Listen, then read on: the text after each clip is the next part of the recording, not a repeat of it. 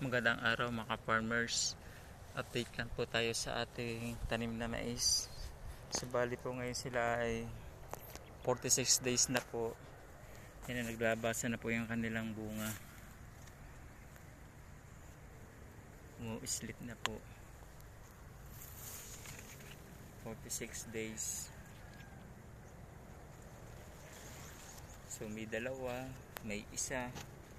Sana po magdalawahan lahat para marami-rami po tayong maani.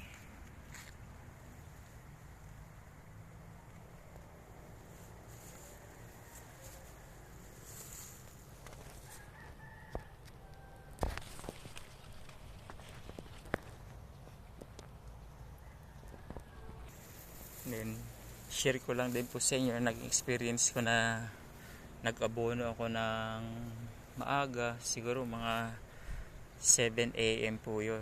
Medyo mahamog po yung ating mais. Ito po ang nangyari. So basa po sila, na kung po sila ng abono kasi po tayo nakatindig mag-abono kasi po manual lang, wala tayo ibang gamit na ibang bagay na paglalagay ng abono, so kamay lang.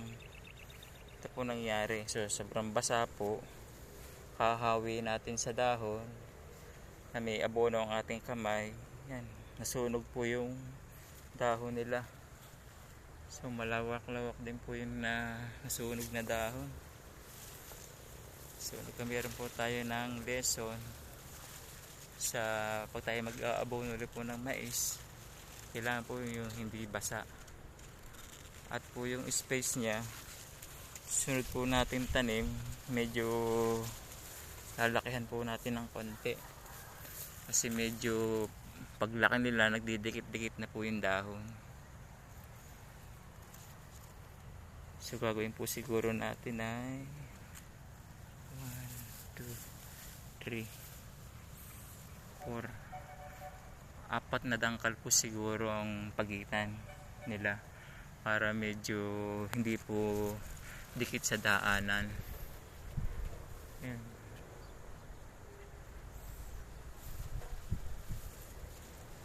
So yun po, salamat po.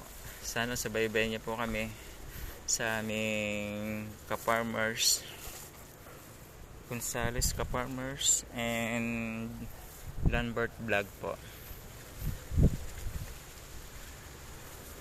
Salamat po.